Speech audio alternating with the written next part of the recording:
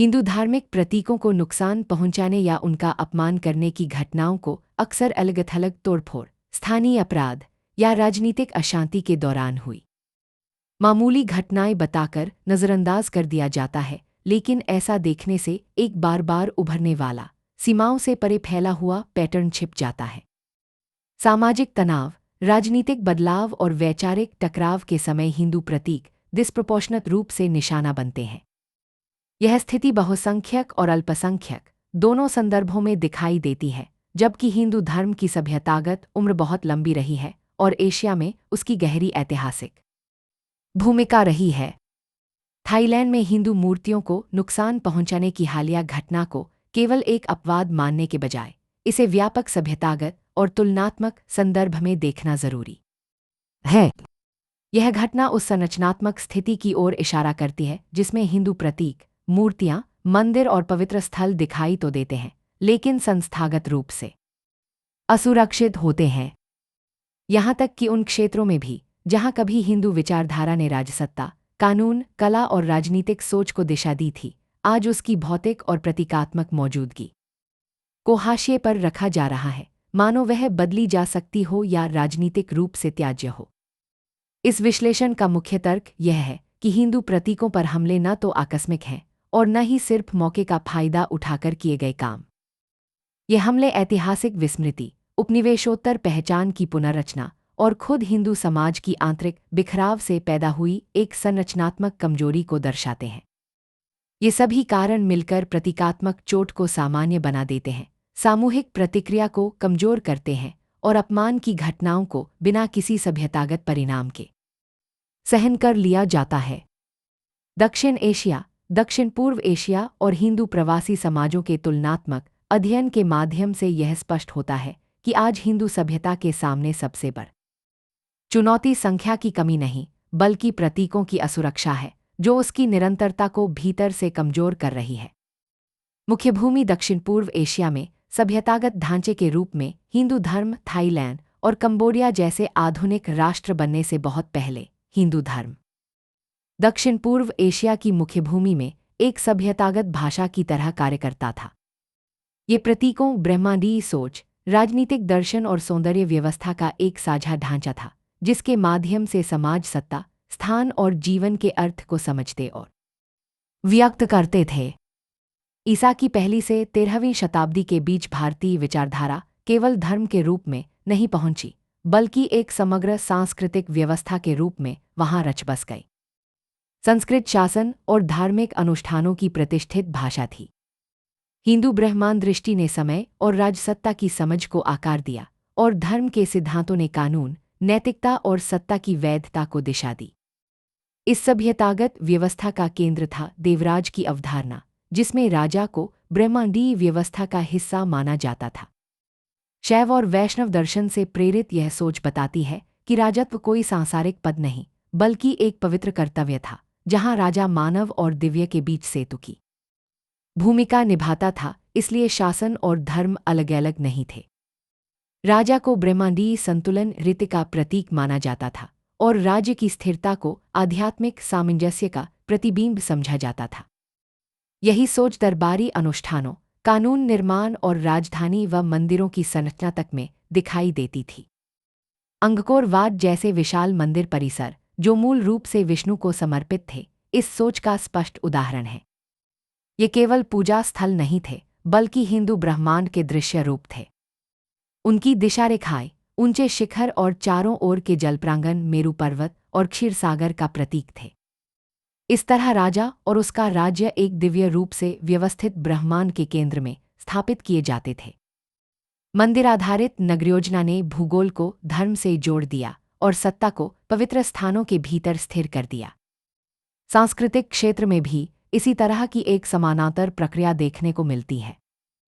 Thailand का राष्ट्रीय महाकाव्य रामकियन वास्तव में रामायण का ही एक स्थानीय रूप है। इसे स्थानीय भाषा और परंपराओं के अनुसार ढाला गया, लेकिन इसका मूल धार्मिक और नैतिक ढांचा वही रहा। यह कोई बाहरी या गौण साहित्यिक प्रभाव नहीं था, बल्कि रामकियन ने राजा के आदर्श, निष्ठा, न्याय और नैतिक आचरण जैसे मूल्यों को गढ़ने में अहम भूमिका निभाई।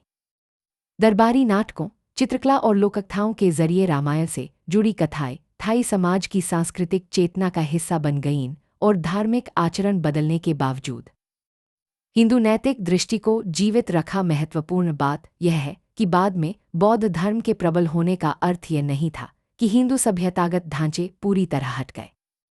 इसके बजाय दक्षिण पूर्व एशिया में धार्मिक परतें जुड़ती चली गईं, कोई सभ्यतागत टूट नहीं हुई। ब्रह्मा, विष्णु, शिव, गणेश और इंद्र जैसे हिंदू देवता राजकीय अनुष्ठानों, राज्य के प्रतीकों और जनास्था में महत्वपूर्ण बने रहे। ब्राह्मण, पुरोहित राज्याभिषेक और दरबारी कर्मकांडों में आज भी भूमिका निभाते रहे। हिंदू ब्रह्मांडीय विचारों ने सत्ता और संप्रभुता की समझ को आकार दिया और हिंदू देवताओं को समर्पित मंदिर और श्रद्धास्थल आधुनिक बैंकॉक जैसे शहरों में भी दिखाई देते हैं। यह निरंतर उपस्थिति इस बात का प्रमाण है कि हिंदू धर्म की सभ्यतागत छाप कितनी गहरी रही है। हिंदू विचारधारा को हटाया नहीं गया, बल्कि बौद्ध बहुल समाजों में उसे अपनाया गया, बदला गया और सांस्कृतिक स्मृति की एक बुनियादी परत के रूप में सुरक्षित रखा गया। इससे एक ऐसा धार्मिक वातावरण बना जो बहुस्तरीय, विविध और ऐतिहासिक रूप से निरंतर था। इसी गहरे एकीकरण के संदर्भ में, न कि किसी हाशिए पर मौजूद परंपरा के रूप में, आज हिंदू प्रतीकों को होने वाले नुकसान को समझना चाहिए। ऐसे कृत्य केवल किसी धार्मिक अल्पसंख्यक को प्रभावित नहीं करते, बल्कि उस सभ्यतागत विरासत को चोट पहुंचाते हैं जिसने कभी इस पूरे क्षेत्र की सत्ता, पवित्र भूगोल और सामूहिक पहचान को आकार दिया था। अतः सभी प्रकार के प्रतीकात्मक विध्वंस को सभ्यतागत रूप से समान मानना विश्लेषणात्मक रूप से त्रुटिपूर्ण है। दक्षिण पूर्व एशिया में हिंदू पवित्र संरचनाएं विशेष रूप से संवेदनशील हैं, क्योंकि उनका उद्भव विजय के माध्यम से नहीं, बल्कि सांस्कृतिक समन्वय और स्वीकार्यता के माध्यम से हुआ। उनका क्षरण किसी प्रभुत्व के प्रतिरोध का नहीं, बल्कि उस सभ्यतागत अधस्तर के क्षय का संकेत है जिसने कभी बहुलता, निरंतरता और साझा अर्थबोध को संभव बनाया। वैश्विक पैटर्न उपस्थिति है, संरक्षण नहीं। थाईलैंड की घटना कोई अकेला अपवाद नहीं है, बल्कि दक्षिण एशिया, दक्षिण पूर्व एशिया, हिंदू प्रवासी समाजों और यहाँ तक कि भारत के भीतर दिखाई देने वाले एक व्यापक वैश्विक पैटर्न का स्थानीय रूप है। इन अलग अलग संदर्भों में एक चौंकाने वाला विरोधाभास बार बार सामने आता है। हिंदू धर्म, जो दुनिया की सबसे प्राचीन जीवित सभ्यताओं में से एक है और भौगोलिक रूप से अत्यंत व्यापक है, अपने प्रतीकात्मक तंत्र की अखंडता को बनाए रखने में बार बार असफल रहता है।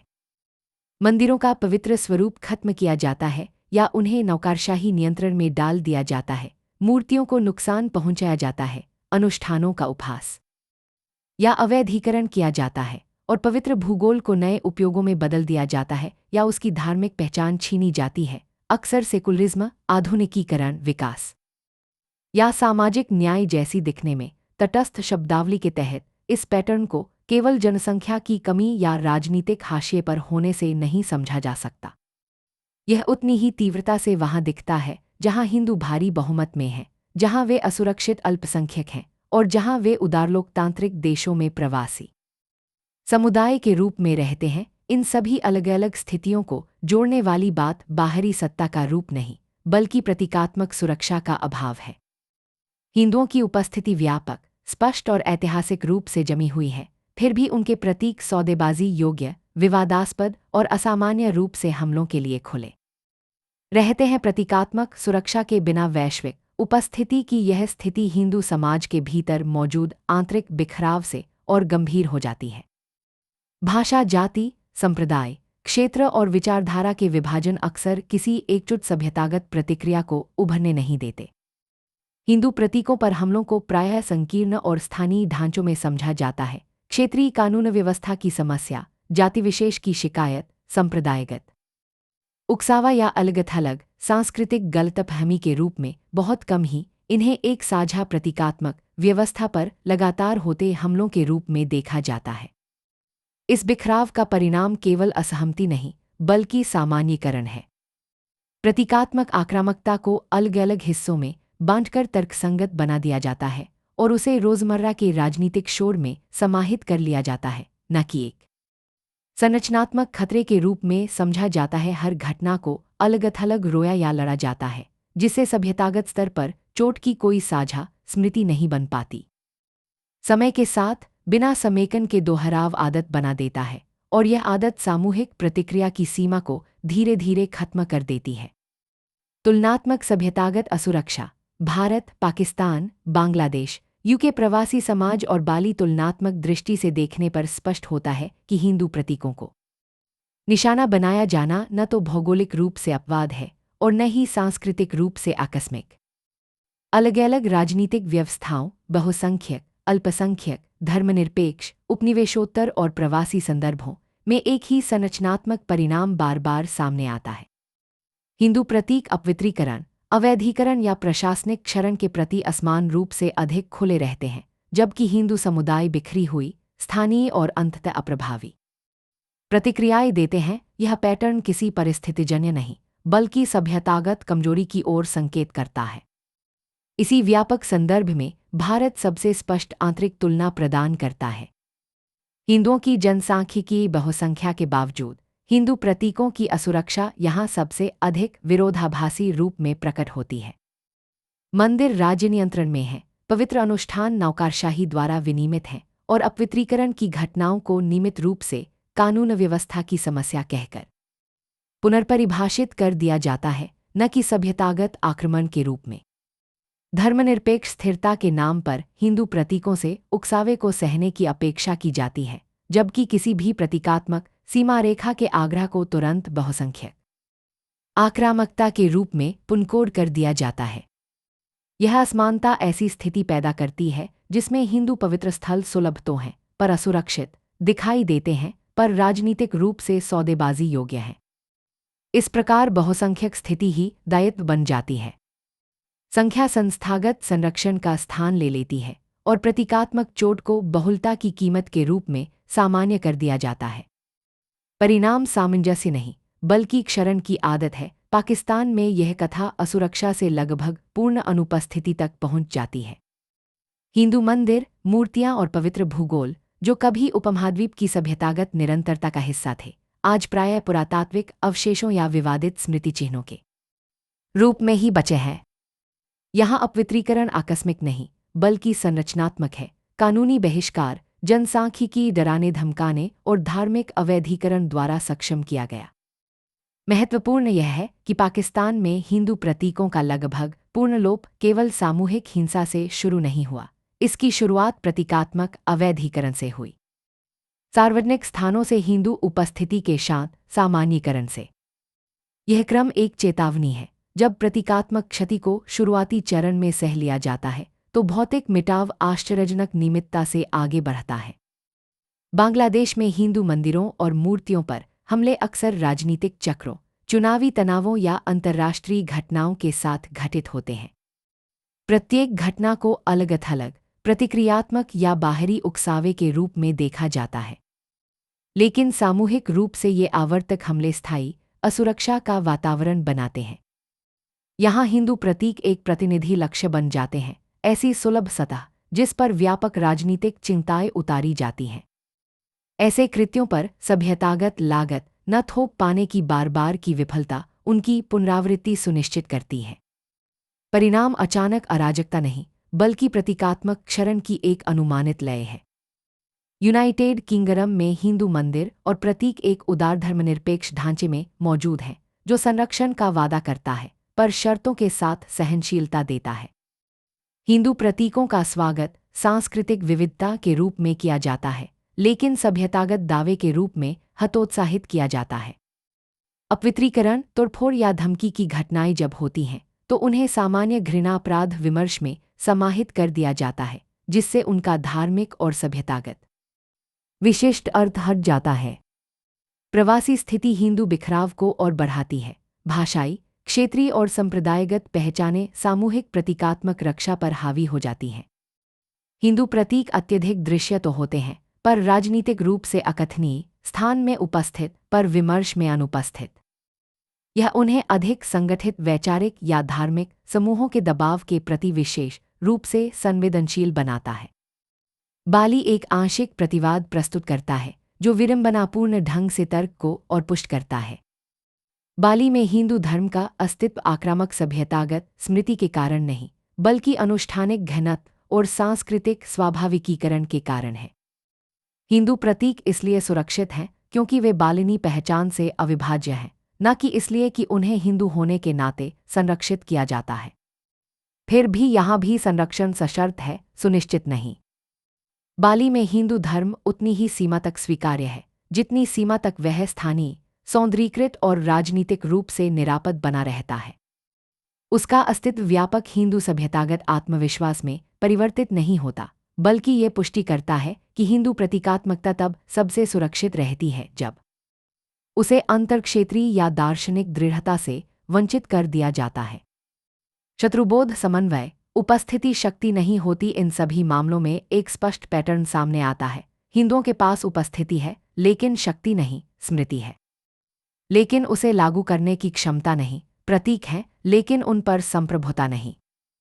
हिंदू प्रतीकों पर हमला इसलिए नहीं होता कि वे आक्रामक हैं, बल्कि इसलिए कि वे संरचनात्मक रूप से असुरक्षित हैं। आक्रमणकारी कोई भी हो सकता है, राज्य, भीड़, विचारधारा या अवसरवाद, लेकिन असुरक्षा स्थिर रहती है। यह केवल बाहरी विफलता नहीं है। हिंदू समाजों ने बार बार ऐसी सभ्यतागत आत्मधारणा को आत्मसात किया है जिसमें निरंतरता के बजाय सहनशीलता, संरक्षण के बजाय अनुकूलन और प्रतीकात्मक रक्षा के बजाय दार्शनिक गहराई को प्राथमिकता दी गई।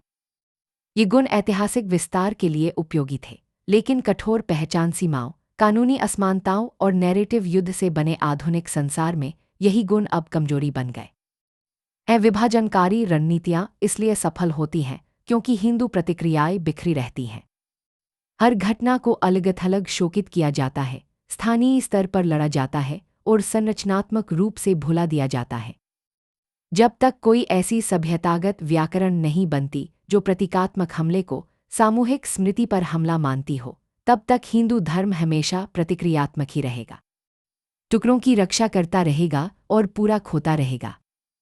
समापन, सहनशीलता से सभ्यतागत आत्मपहचान तक तुलनात्मक साक्ष्य इस आरामदेह भ्रम को तोड़ देते हैं कि हिंदू प्रतीकों की असुरक्षा केवल किसी विशेष संदर्भ तक सीमित है। चाहे बहुसंख्यक हो या अल्पसंख्यक, लोकतांत्रिक हो या धर्मतांत्रिक राज्य, मातृभूमि हो या प्रवासी संदर्भ, हिंदू प्रतीकात्मकता को लगातार सौदेबाजी योग्य क्षेत्र की तरह ही चीनी अक्षर हा जाता है। यही वास्तविक संकट है। शत्रुबोध का दृष्टिकोण एक सभ्यतागत पुनर्संयोजन की मांग करता है। प्रतीकात्मक आत्मपहचान के बिना सहनशीलता कोई गुण नहीं, बल्कि त्याग है। जब तक हिंदू समाज प्रतीकों को वैकल्पिक धार्मिक वस्तुओं के बजाय ऐतिहासिक निरंतरता के वाहक के रूप में पुनर्परिभाषित नहीं करता, तब तक थाईलैंड हो या कहीं और हमले स्मृति को बिना किसी दंड के तोड़ते रहेंगे। यह भावनाओं का नहीं, बल्कि अर्थ के अस्तित्व का प्रश्न है।